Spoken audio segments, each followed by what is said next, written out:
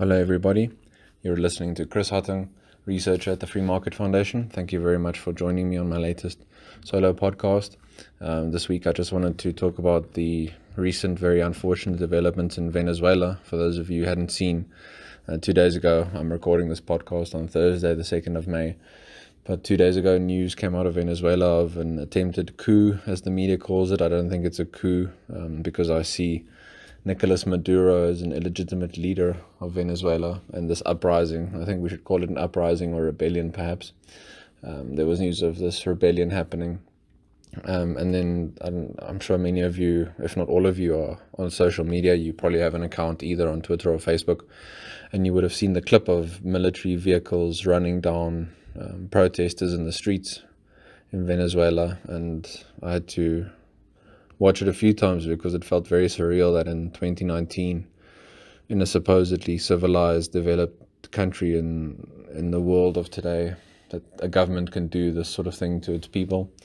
But it shows you, this is just an example, and the latest in a long line of very tragic, unfortunate examples of the fulfillment of the socialist statist ideology. This is what happens when governments have so much power over their people. People cannot defend themselves. As firearms, the owning and usage of personal firearms is banned in Venezuela and has been since 2012. And so they cannot defend themselves unless they obtain, what the Venezuelan government would call illegal weapons, maybe smuggled in through the border or something like that.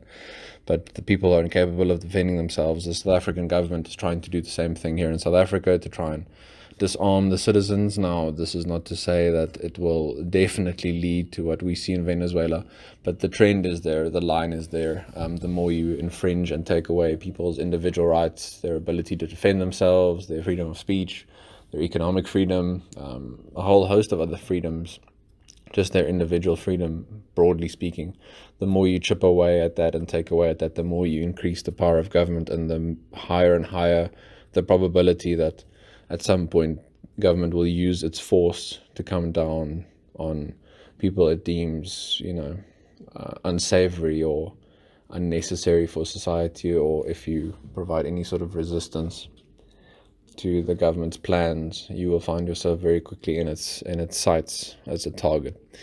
Now, there's very little perhaps we can do all the way here from South Africa, but we can always, talk about the consequences of the socialist ideology on social media. We can try and engage with people. We can try and help educate them, provide them with example after example of what socialism results in.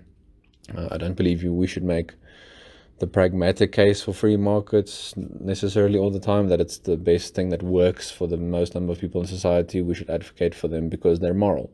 On the other hand, socialism is a deeply immoral system. It goes against human nature and the very idea that each individual should have agency and ownership of their own lives. Socialism sees the state as absolute, the state, or at least a group in control of the state. It sees that group as enlightened, that it should control many parts of our lives, from healthcare to all sorts of other things, what we put on our bodies, because it knows what's best for us, and if we resist, will be brushed aside, whether in all probability through the use of force.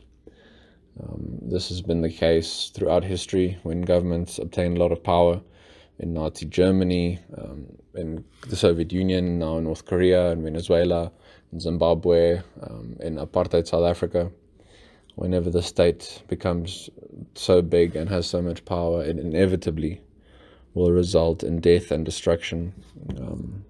It's very sad to see what's happening to the people of Venezuela, and this is also not to say that, just because it's a rebellion or uprising, it's going to result in something good. The people leading the rebellion might very well be strong socialists themselves, and once they get into power, they could use the, what should we call it, the establishment of power that's been entrenched by Nicolas Maduro for their own benefits, to serve their own cause. And that's simply going to be a continuation of the strategy. My point is that the state should be limited no matter who's in charge. Then it won't really be such a big deal, over who who ultimately assumes power. If you're very worried about, for example, if you're on the left or the right of the political spectrum and you think of your opponents as the evilest thing you can imagine, you should theoretically and ideally advocate for as limited a government as possible, because if they ever come into power through elections, as most leaders do nowadays through democratic elections, then you won't have to be worried that they're going to use that political power and state power against you. So maybe try and think of the Venezuelan example and tragedy in that way. It's a clear and probably the freshest example we have of the strong case for a limited state and a limited government. The more you can limit what the state does, the more room there is for individuals to live, to associate with each other as they feel is best for them, to live and work and improve their lives if they can, to trade with each other, and to at least engage with each other on an equal footing, equal before the law. We might not be equal in terms of outcomes, but at least, at the very, very least, they'll own their lives, and that's a very important metaphysical fact. In a statist or socialist society, you don't own your life. The state is above the individual. In free economies and free societies and free countries which focus on capitalism and free markets and free trade, the individual comes above the state and above the group. Now, you might also think Venezuela isn't real socialism or true socialism.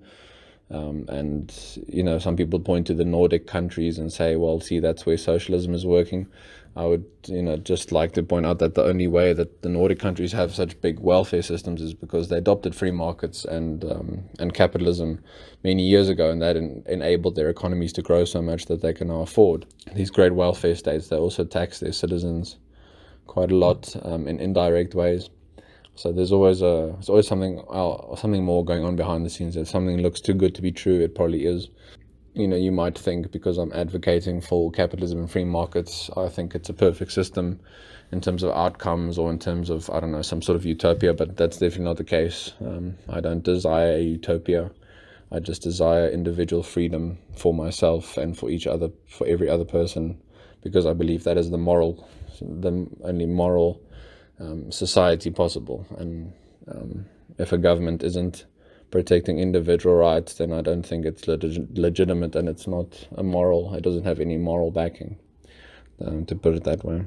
But yeah, I just wanted to give you guys some of my thoughts on what's happening in Venezuela.